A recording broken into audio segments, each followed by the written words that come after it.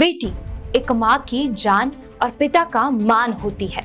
एक बेटी जो एक घर की शान होती है।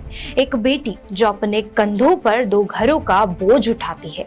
एक बेटी जिसकी इज्जत उसकी और परिवार की इज्जत होती है। एक बेटी जो पिता के दिल का टुकड़ा होती है, पिता की जान होती है, पिता का अभिमान होती है। और एक पिता उस बेटी के सर का ताज होता है, उसका अभिमान होता है।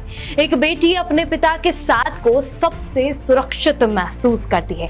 लेकिन क्या हो जब वही सुरक्षा उसकी तबाही बन जाए? क्या हो जब एक बेटी की इज्जत उसके ही बाप के हाथों लुट जाए? सुनने में ही बड़ा भयावह लगता है ना। लेकिन राजस्थान से एक ऐसा ही मामला सामने आया है जिससे शायद आपका दिल दहल उठेगा।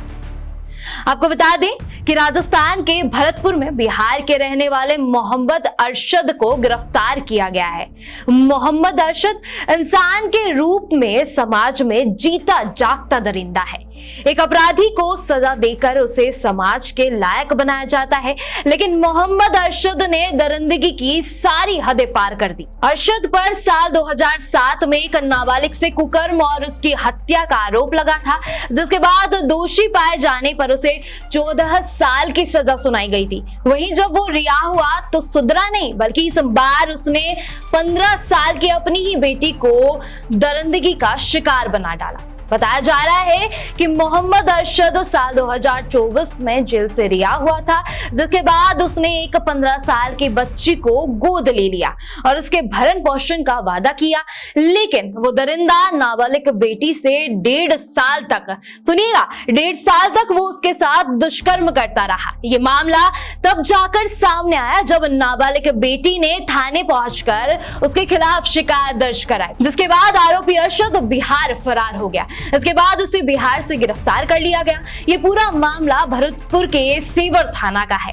ग्रामीण सीओ आकांक्षा चौधरी ने बताया कि 25 जून 2025 को एक नाबालिग से दुष्कर्म करने की एफआईआर दर्ज की गई थी, जिसमें बताया गया कि बिहार के पूर्णिया का रहने वाला आरोपी मोहम्मद अरशद उर्फ लायक ने नाबालिग के साथ दुष्कर्म किया है, साथ ही उसे जाति सूचक शब्दों से भी अपमानित किया है। आरोपी को गिरफ्तार कर लिया गया। साल 2007 में आरोपी के खिलाफ डीग जिले के पहाड़ी थाने में एक नाबालिग के साथ यौन उत्पीड़न, हत्या करने का मामला दर्ज किया गया था। अब सवाल बेटी की सुरक्षा पर है। एक तरफ बेटी बचाओ बेटी पढ़ाओ के नारे लगाए जाते हैं, वहीं दूसरी ओर बेटियों की सुरक्षा पर भी सवाल खड़े हो रहे हैं। सवाल ये है कि जब एक बेटी अपने ही घर में सुरक्षित नहीं है तो बाहरी सुरक्षा की जिम्मेदारी कौन लेगा? जब एक पिता ही अपनी बेटी का दरिंदा बन जाए तो बाहरी दरिंदों से उसे कौन बचाएगा? सवाल ये है कि बाहरी दरिंदों से तो सरकार और प्रशासन बचा लेगा, लेकिन जब घर में ही दरिंदगी हो तो उससे सुरक्षा कौन देगा? सवाल बहुत है, लेकिन उसके जवाबदेही कौन तय करेगा?